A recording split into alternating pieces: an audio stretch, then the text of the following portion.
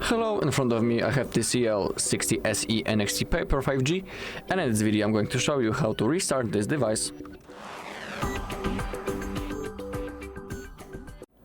Alright, so the process is really easy and I'm sure that all of you can handle it. So, to restart this device we need to first open up the power menu. To do it we need to hold the power button. That's all. Just like that.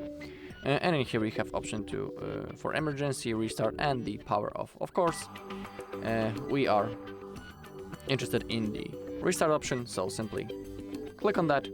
Now as you can see the screen went black.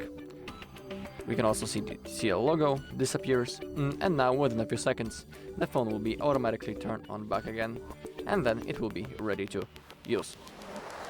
Okay, so that's all in this video. Thank you all for watching. If you found this video helpful, please leave a like, comment and subscribe.